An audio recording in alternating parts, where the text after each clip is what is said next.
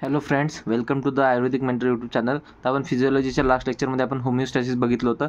आता आपण next topic बघणार आहोत, फिजिओलॉजी ऑफ रेस्पिरेटरी सिस्टम. कशातला? क्रियाशारीर पेपर 1 मधला मॉडर्न पार्टमधला. ठीक आहे. तर मॉडर्न पार्टचा टॉपिक आहे हा respiratory system, physiology of respiratory system. याच्यावर LAQ पण येते आणि SAQ पण येऊ शकते. ठीक आहे. तर पाथवे ऑफ एअर काय? आता पहिल्यांदा आपण पाथवे ऑफ एअर बघू. काय एअर कुठून ट्रान्सफर होते? एक्सटर्नल नेझल ॲपरेटसपासून, नंतर येते नेझल कॅव्हिटी, नंतर येते इंटरनल नेझल ॲपरेटस, नंतर येते नॅझोफॅरिंग्स, नंतर येते ओरोफॅरिंग्स, लॅरिंग्स, ट्रॅकिया, प्रिन्सिपल ब्रॉन्क्युल्स, नंतर येते सेकंडरी ब्रॉन्कस, थर्शरी ब्रॉन्कस, टर्मिनल ब्रॉन्कस आणि नंतर ॲल्व्होलाई. काय हे लंग्समध्ये राहतात. तर याच्यात काय होते? गॅशियस सेक्शन होते इथं. आणि external nasal apparatus to terminal bronchioles, हे सर्व जे स्पेस राहते ज्याला काय म्हणतात? डेड स्पेस म्हणतात.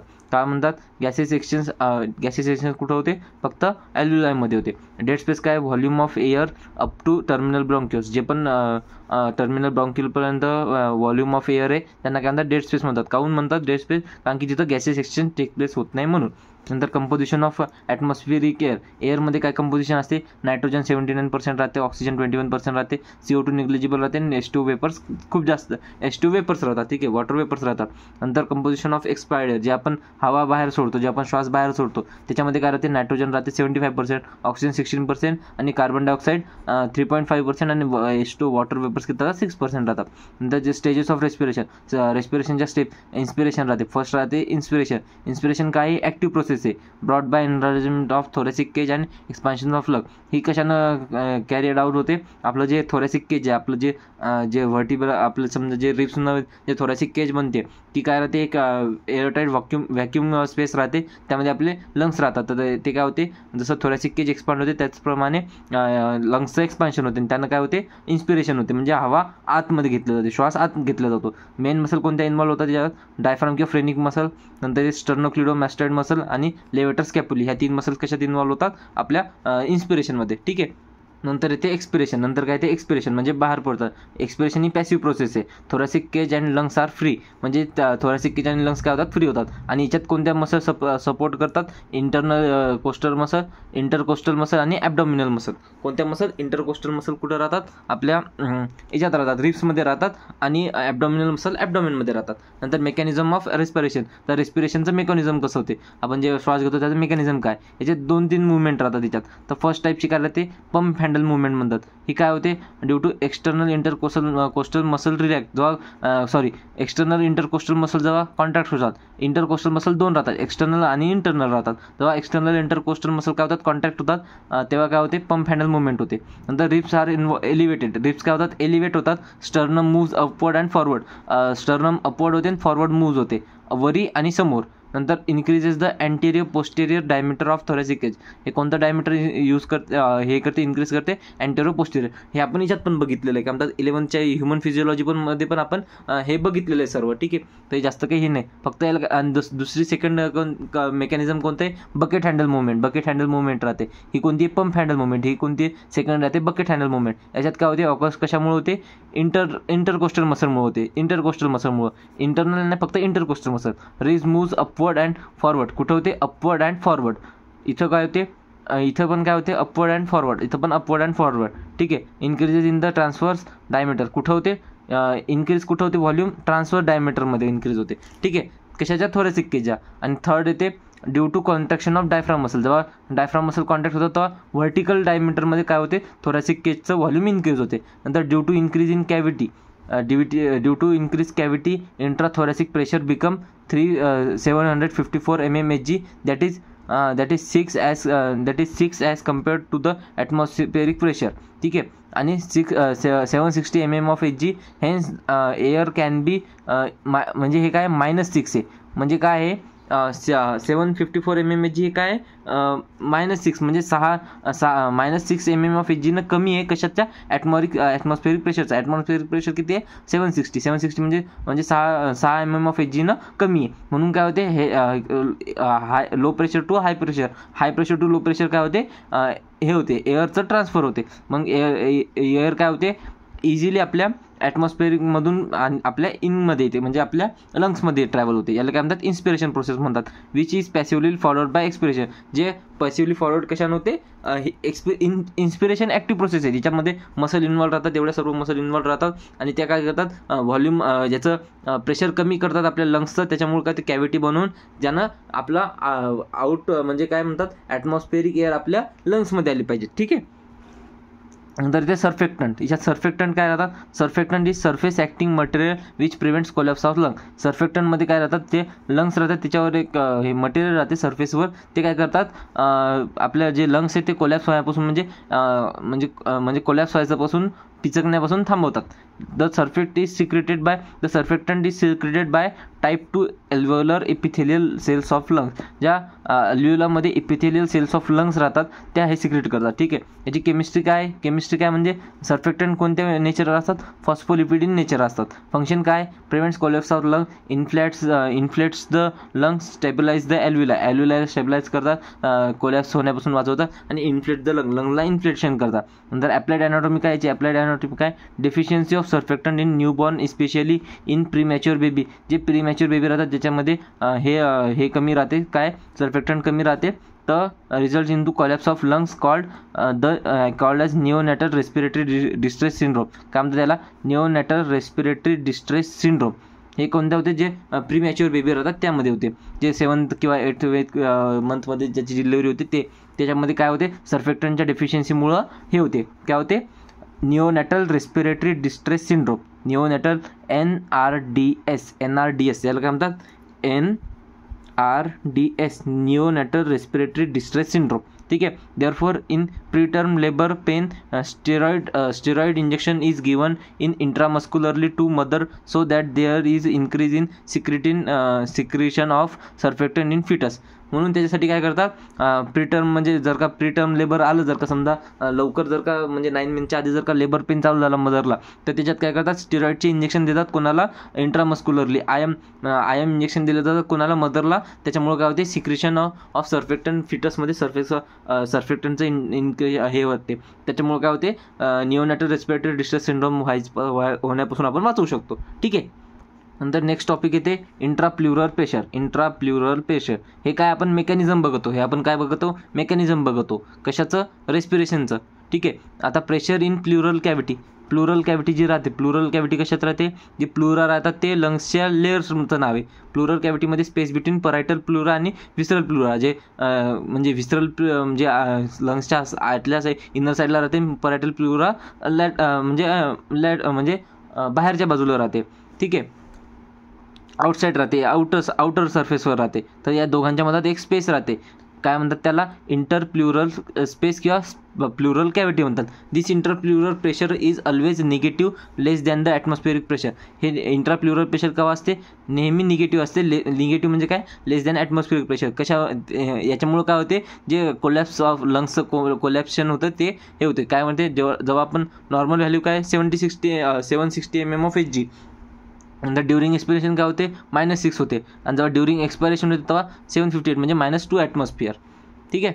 नंतर इथे फंक्शन काय, प्रिव्हेंट कोलॅप्स ऑफ लंग्स. यानं काय होते, इंट्राप्ल्युरल प्रेशरनं काय होते, जे हे काय करते, प्रिव्हेंशन टू म्हणजे जे लंग्स आहेत ते कोलॅप्स होण्यापासून वाचवतात. Surfactant and negative intrapleural pressure prevent the collapse of lungs. Surfactant आणि निगेटिव्ह इंट्राप्ल्युरल प्रेशर हे दोन्ही मिळून काय करतात, प्रिव्हेंट करतात लंग्सचं कोलॅप्स होण्यापासून. याच्यावर आपल्याला MCQ पण विचारू शकतात, व्हायव्यात पण विचारू शकतात. इम्पॉर्टंट टॉपिक आहे आणि कन्सेप्च्युअल टॉपिक आहे. नंतर राहते थर्ड पॉईंट येते इंट्रा अल्व्होलर प्रेशर. आपल्या इन्स्पिरेशन आणि एक्सपिरेशनसाठी कोणती प्रेशर महत्त्वाचे येतं, कोणत्या गोष्टी इम्पॉर्टंट रोल प्ले करतात. ठीक आहे. नंतर येते intra alveolar pressure in alveoli cause flow of air in alveoli and flow of air outside the alveoli. म्हणजे एअर अल्व्होलायमध्ये जे पण प्रेशर होतं, जे पण गॅसेस एक्सचेंज होते, कशाचा, एअरचा, म्हणजे आत घेणे, इनसाईड घेणे आणि आउटसाईड घेणे. ठीक आहे. फ्लो ऑफ एअर हे कशामुळे होते, इंट्रा अल्व्होलर प्रेशरमुळे होते. Air flows inside the alveoli because it becomes negative during inspiration by 4 जेव्हा आपण इन्स्पिरेशन करत असतो तेव्हा निगेटिव्ह प्रेशर राहते आपल्या लंग्समध्ये, त्याच्यामुळं काय होते high pressure to low pressure air आतमध्ये येते, आपल्या लंग्समध्ये येते, ॲल्व्होलायमध्ये येते. एअर फ्लोस आउट जेव्हा ॲल्व्होलायच्या बाहेर होते तेव्हा काय होते, तेव्हा त्याचं प्रेशर इक्वल टू हे होते 760 mm ऑफ Hg होते, म्हणजे +4 वाढते.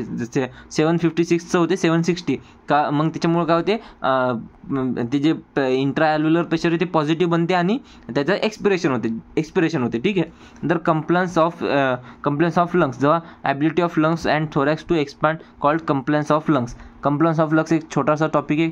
कंप्लन्स ऑफ लंग्स म्हणजे काय आहे ते ability of lungs and thorax, lungs आणि थोरॅक्सची ॲबिलिटी टू एक्सपांड करण्याची जी ॲबिलिटी आहे लंग्सची आणि थोरॅक्सची, याला काय म्हणतात compliance of lungs. Compliance of lungs gets decreased in deformity of thorax and pleural इफ्युजन.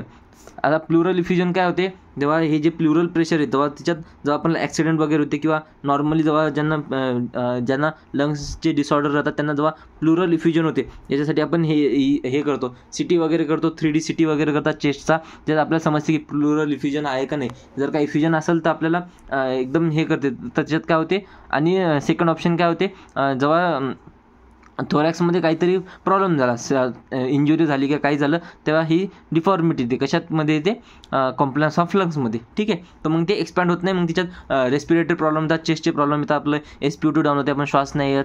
ठीक आहे. त्याला ऑक्सिजन वगैरे लावावं लागते, पेशंट क्रिटिकल व्हायचे चान्सेस जास्त राहतात. ठीक आहे. हे राहते कंप्लन्स ऑफ लंग्स. नंतर येते पल्मोनरी फंक्शन टेस्ट, याला म्हणतात PFT. याच्यावर आपल्याला ACQ पण विचारू शकतात. याच्यात आपण वेगवेगळे व्हॉल्यूम्स येतं. ठीक आहे. याच्यात आपण हे सर्व व्हॉल्यूम आपण याच्यात पण बघितले होतं, 11-12मध्ये पण बघितलेलं येतं. तुम्हाला कम्फर्टेबल असेल तर तुम्ही ते पण बघू शकता, त्याच्यातून पण तुम्ही वाचू शकता, काही अडचण नाही. ठीक आहे. बाकी तर मी सर्व इथं लिहिलेलंच आहे, बाकी नोट्स तर तुम्हाला येतात. ठीक आहे. नंतर इथे फर्स्ट येते टायडल व्हॉल्यूम. आपण व्हॉल्यूम आणि कॅपॅसिटीज बघितलेलं होतं. याला काय म्हणतात pulmonary function test. Important topic आहे, पाहून घ्यायचा. टायडल व्हॉल्यूम TEV म्हणतात त्याला. Volume of air inspired or expired during normal respiration. Normal रेस्पिरेशनमध्ये जे पण amount of volume of air inspire करतो किंवा एक्सपायर करतो आपण, त्याला काय म्हणतात, त्याला म्हणतात tidal volume. It is approx किती आहे, 500 ml. Healthy man can inspire or expire approximately, म्हणजे हेल्दी मॅन जे पण आहे ते 6000 to 8000 ml air per minute किती 6000 ते 8000 ml ऑफ एअर ते इन्स्पायर किंवा एक्सपायर करू शकते. ठीक आहे. म्हणजे घेऊ शकते किंवा बाहेर ठेवू शकते. इन्स्पायरेटरी रिझर्व व्हॉल्यूम काय आहे, additional volume of air person can be inspire by forcible inspiration. म्हणजे काय होते, आपण नॉर्मली आपण जर का नॉर्मल श्वास घेते तर आपण 500 ml घेते, तर टायडल व्हॉल्यूम घेते आपण. ठीक आहे. आणि जर का आपण जोरात म्हणजे लांब श्वास घेते तर जे 500च्या वरी आपण जे जे एक्स्ट्रा आपण जे अमाऊंट ऑफ व्हॉल्यूम कशाचा नॉर्मल व्हॉल्यूमच्या एक्स्ट्रा घेते, त्याला काय म्हणतात इन्स्पायरेटरी रिझर्व व्हॉल्यूम. जे आपण घेऊ शकतो पण आपण घेत नाही. ठीक आहे. याला काय म्हणतात इन्स्पायरेटरी रिझर्व व्हॉल्यूम. हे काय राहते, additional volume of air person can B inspired bye a forcible inspiration. म्हणजे जे फोर्सिबल म्हणजे आपण जे जोरात श्वास घेतो आपण जोर लावून, त्याला काय म्हणतात फोर्सिबल इन्स्पिरेशन. हे किती आहे, 2,500 ते 3,000 ml आहे. किती 2,500 ते 3,000 ml. ठीक आहे. म्हणजे 5 टाइम्स जास्त, 5 to 6 टाइम्स जास्त आपण घेऊ शकतो, पण आपण घेतो किती 500 ml. ठीक आहे. Expiratory reserve volume. Expiratory reserve काय, volume of air a person can expire by forcible expiration. म्हणजे काय की आपण 500 ml तर आपण घेतो आणि सोडतो. जेवढं अमाऊंट ऑफ व्हॉल्यूम आपण आपलं समजा हे टायडल व्हॉल्यूम, हे झालं टायडल व्हॉल्यूम. जेव्हा आपण घेऊ शकतो एक्स्ट्रा घेऊ शकतो ते इन्स्पायरेटरी रिझर्व व्हॉल्यूम. आणि जे एक्स्ट्रा सोडू शकतो ते काय आहे एक्सपायरेटरी रिझर्व व्हॉल्यूम. हे किती राहते, हे राहते 1000 ml. हे राहते 1000 ml to 1100 ml. ठीक आहे. आणि टायडल व्हॉल्यूम किती राहते 500 ml. 500 व्हॉल्यूम. इन्स्पायरेटरी रिझर्व व्हॉल्यूम किती राहते 2,500 ते 3,000 ml. ठीक आहे. नंतर इथे रेसिड्युअल व्हॉल्यूम काय, volume of air remaining lungs even after forcible expiration. म्हणजे जे अमाऊंट ऑफ व्हॉल्यूम आपण सर्व जोर लावून आपण सर्व ॲबडॉमिनल मसल सर्व आपण पोटातून श्वास जोरात सर्व बाहेर जरी काढला आपण तरी काही अमाऊंट ऑफ व्हॉल्यूम आपल्या याच्यात राहते, त्याला काय म्हणतात रेसिड्युअल व्हॉल्यूम. किती राहते ते 1100 ते 1200 ml. ठीक आहे. तर आता 2-3 गोष्टी आपण पाहिल्या. टायडल व्हॉल्यूम किती राहते, जे नॉर्मल आपण एक्सपायर किंवा इन्स्पायर करतो ते किती राहते 500 ml. हे बघितलं, हे सगळं याच्यावर क्वेश्चन सुद्धा आपल्याला व्हॉल्यूम कॅपॅसिटी विचारतात. हे आपल्याला MCQ पण येतात त्याच्यावर, म्हणून नाही का हे मी सांगते इम्पॉर्टंट. ठीक आहे. इन्स्पायरेटरी रिझर्व व्हॉल्यूम काय, अमाऊंट ऑफ फोर्सिबल इन्स्पिरेशन आपण जे एक्स्ट्रा घेऊ शकतो ते किती आहे 2500 ते 3000 ml, 2500 ते 3000 ml. आणि एक्सपायरेटरी रिझर्व्ह व्हॉल्यूम जे आपण फोर्सिबल एक्सपायरेशननं काढू शकतो ते किती आहे, 1000 ते 1100 ml, 1000 ते 1100 ml. आणि नंतर येते रेसिड्युअल व्हॉल्यूम. आपण फोर्सिबल एक्सपायरेशन केल्याच्या बाद पण जे व्हॉल्यूम उरते ते किती आहे, 1100 ते 1200 ml. ठीक आहे. तर हे झालं व्हॉल्यूम कॅपॅसिटी. ह्या मेन सर्व व्हॉल्यूम कॅपॅसिटी. तर याच्यावरूनच हे सर्व रेसिड्युअल व्हॉल्यूम्स येतं. हे तर व्हॉल्यूम्स. आता याच्यावरूनच आपले कॅपॅसिटीज बनतात. ठीक आहे. नंतर इथे इन्स्पायरेटरी कॅपॅसिटी. इन्स्पायरेटरी कॅपॅसिटी काय, इन्स्पायरेटरी कॅपॅसिटी टायडल व्हॉल्यूम आणि इन्स्पायरेटरी रिझर्व्ह व्हॉल्यूम हे किती राहते, हे ॲडिशनच करायचं तुम्हाला फक्त. ठीक आहे. हे इथं दिसून येते. एक्सपायरेटरी रिझर्व्ह व्हॉल्यूम काय, याच्यामध्ये येते टायडल व्हॉल्यूम आणि इन्स्पायरेटरी रिझर्व्ह व्हॉल्यूम. ठीक आहे. नंतर इथे व्हायटल कॅपॅसिटी काय, सर्व मिळून काय ते vital capacity. Vital capacity greatly reduce in patient of ज्याला ब्रॉन्कियल अस्थमा असते त्याच्यामध्ये व्हायटल कॅपॅसिटी इन्क्रीज होते. व्हायटल कॅपॅसिटी काय राहते, tidal volume, inspiratory reserve volume, expiratory reserve volume सगळं मिळून टायडल व्हॉल्यूम राहते. नंतर ते functional residual volume. Functional residual volume काय राहते, रेसिड्युअल व्हॉल्यूम काय आपलं ते रेसिड्युअल व्हॉल्यूम आणि expiratory capacity, expiratory reserve volume हे दोन्ही मिळून काय राहते, फंक्शनल रेसिड्युअल व्हॉल्यूम. जे नॉर्मल एक्सपिरेशनच्या नॉर्मल इन्स्पिरेशन केल्यावर जे एक्स्ट्रा राहते. टोटल लंग कॅपॅसिटी काय, जेवढे पण आपले व्हॉल्यूम येते चारही व्हॉल्यूम मिळून राहते टोटल लंग कॅपॅसिटी. ठीक आहे. तर हे बघून घ्यायचं. इन्स्पायरेटरी कॅपॅसिटीमध्ये काय ते आपण पहिल्यांदा बघितलं टायडल व्हॉल्यूम, नंतर बघितलं inspiratory reserve volume, tidal volume, inspiratory reserve volume, नंतर ते एक्सपायरेटरी रिझर्व्ह व्हॉल्यूम. आणि टी व्ही आणि आर मिळून ते इन्स्पायरेटरी कॅपॅसिटी, टी व्ही आणि ERV मिळून येते expiratory expiratory capacity. Vital capacity काय, हे तिन्ही मिळून जे ती व्हायटल कॅपॅसिटी झाली. हे तिन्ही मिळून झाली व्हायटल कॅपॅसिटी. नंतर येते फंक्शनल रेसिड्युअल व्हॉल्यूम. हे काय ते RV आणि ERV हे सर्व मिळून पण जे आपलं रेसिड्युअल व्हॉल्यूम राहते. IV आणि ERV आणि RV मिळून काय होते, हे होते फंक्शनल रेसिड्युअल व्हॉल्यूम FRV. ठीक आहे. नंतर येते total lung capacity. Total lung कॅपॅसिटीमध्ये हे सर्व येते टोटल लंग कॅपॅसिटी. ठीक आहे. समजलं. तर हे सगळं तुम्ही लक्षात घेऊ शकता. हे झालं आपलं. हे फक्त तुम्ही ॲडिशन केलं लक्षात. आपल्याला फक्त हे ठेवायचं 4. याच्यावरून तुम्ही काढू शकता. ठीक आहे. आता आपण नेक्स्ट टॉपिक हे काय म्हणते, नेक्स्ट पॉईंट काय की all this pulmonary function test PFT volume and capacities are reduced in COPD chronic obstructive pulmonary disease COPD और ब्रांकियल अस्थमा और ब्रॉन्किओटिस आणि क्रोनिक ब्रॉन्कायटिस. ठीक आहे. Inflammation of bronchi. ठीक आहे. या सर्व पेशंटमध्ये काय होते, हे जे फंक्शनल पल्मोनरी फंक्शन टेस्ट देतात हे काय राहते, व्हॉल्यूम कॅपॅसिटी सर्व रिड्यूस होतात. ठीक आहे. ह्या कमी होतात. आता हे राहते डेड स्पेस एक टॉपिक आहे. डेड स्पेस काय राहते, ॲनाटॉमिकल आणि फिजिओलॉजिकल. नोज टू टर्मिनल ब्रँक्युल काय राहते, नॉर्मल व्हॅल्यू राहते 150 ml. नंतर फिजिकल काय राहते, amount of air diseased alveoli where gases exchange does not take place. म्हणजे अल्व्हिओलायमध्ये ते अमाऊंट ऑफ डेड स्पेस काय, जे आपल्या अल्व्हिओलायमध्ये जिथं गॅसेस एक्सचेंज होत नाही तिथं ती अमाऊंट काय राहते, ती राहते डेड स्पेस, ती राहते फिजिओलॉजिकल डेड स्पेस. ठीक आहे. As we assume that all alveoli are functioning and physiological dead space is 0. जर का सर्व अल्व्हिओलाय आपले फंक्शनिंग असतील तर तिथं डेड स्पेस 0 राहते. जर का आपण अज्युम केलं तर तिथं डेड स्पेस 0 राहील, पण असं होत नाही. ठीक आहे. Exchange of gases. आता आपण हे काय पाहिलं, आपण सर्व हे फंक्शन बघितले, पल्मोनरी फंक्शन टेस्ट बघितले. आपण आधी पाथवे बघितला काय नाही. नंतर आपण हे बघितले, पर्सेंटेज बघितले की प्रत्येक गॅसेसचे आपले पर्सेंटेज काय. त्यानंतर आपण मेकॅनिकल प्रोसेस बघितल्या, म्हणजे मेकॅनिझम बघितलं आपण रेस्पिरेशनचं. नंतर आपण पण व्हॉल्यूम्स बघितले, कॅपॅसिटीज बघितल्या. आता आपण गॅसेस एक्सचेंज कसा होतो, कुठं होतो गॅसेस एक्सचेंज, अल्व्हिओलायमध्ये. आता ते कसा ऑकर होतं ते बघू. आता gases exchange occur through respiratory membrane made up of 6 layer. ही कशापासून होते, लेअर ऑफ सर्फेक्टंट म्हणजे प्लुरापासून, fluid in alveoli, epithelium of alveoli, space between alveoli and capillary, basement membrane of capillary, आणि नंतर इथे एंडोथेलियल सेल ऑफ कॅपिलरी. आपल्याला आपल्याला हे दिलेलं राहते, इथं कॅपिलरी राहते आणि एक आपल्याला इथं लेअर दिलेले राहतात अल्व्हिओलायच्या. तर ही डायग्राम जी आहे ते तुम्ही आपल्या NCERTमध्ये आपल्याला NCERTमध्ये दिलेली ते तुम्ही एकदा बघून घ्याल. कशात, 11th बायोच्या ह्युमन फिजिओमध्ये. ठीक आहे. वेट करा, मी तुम्हाला दाखवतो. आता मी आणतो आपलं जे 11th बायोलॉजीचं बुक. ह्याचं सर्वांना ओळखलंच असेल तुम्ही सर्वांनी, याच्यावर तर आपली पण नीट गेली आपली. ठीक आहे. तर प्रिपरेशन जग तिथं हेच होतं आपलं सर्व. तर याच्यात आपल्याला हे सर्व तुम्ही पाहू शकता, याच्यावर सर्व दिलेलं आहे. तुम्ही हे पण इंट्रोडक्शन तुम्ही टाकू शकता. ठीक आहे, आणि मी तुम्हाला दाखवतो काय ते बघा. या सर्व इथं या व्हॉल्यूमच्या सर्वच्या डेफिनेशन दिलेल्या आहेत. ह्या डेफिनेशन एकदा ओव्हरलुक कर जा, व्यवस्थित वाच जा. इथं तुम्हाला गॅसेस एक्सचेंजचा पण टॉपिक दिलेला आहे. गॅसेस एक्सचेंजचं ह्या व्हॅल्यू सर्व दिलेल्या आहेत. ह्या तुम्हाला लक्षात राहिलं तर फारच चांगलं. नंतर हे आपल्याला बघितलेलं आहे की एक्सपायर्ड डेट कसं होते हे थोडं तुम्ही रिकॉल करू शकता. आणि मी हे म्हणत आहे, हे जे आपण 6 लेअर बघितले आहे ना, ह्या 6 लेअर आहेत. ही ॲल्व्हेल्युअर कॅव्हिटी आहे, एअर आहे, ही 1 सेल थिक आहे.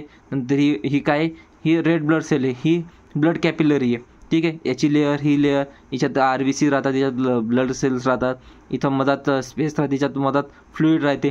ठीक आहे, तर हे सर्व तुम्ही बघून घ्या, हे सर्व तुम्ही रीड करून घ्याल. ठीक आहे, कारण की मी डायग्राम काढले नाही तर नोट्समध्ये, तर तुम्ही हे सर्व ओव्हरलुक करू शकता. ठीक आहे. This respiratory membrane is thin, therefore easily allows exchange of gases. Partial pressure of O2 in atmosphere 159. ते आता मी तुम्हाला जे दाखवलं ते तुम्ही बघून घ्याल, हे तुम्ही रीड करून घ्याल. कारण की मी वाचून म्हणजे तेच वाचून मी काय टाईमपास करून फायदा नाही, उगा आपल्या व्हिडिओचा लेंथ लंबी होऊन जाईल.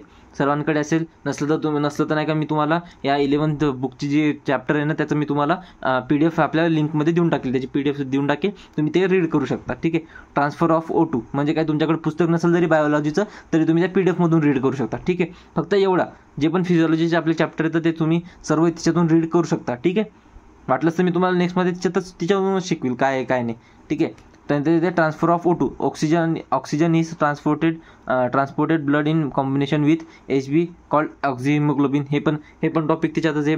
दिस combination of O2 and HB is called oxygenation because it is loose combination so that O2 can be released easily to tissue. Oxygen combines with heme part of the HB that are 4 ions atoms in each molecules of HB in the form of Fe2+ म्हणजे ferrous ion.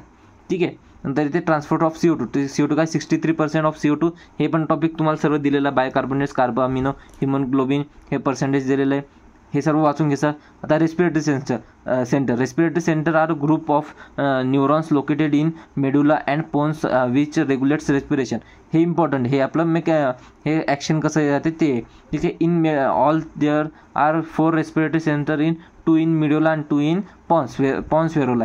नंतर इथे 2 respiratory centre in medulla are 1 dorsal group of neuron or inspiratory centre of concern with inspiration. नंतर इथे ventral group of neuron or expiratory centre of the which help in expiration.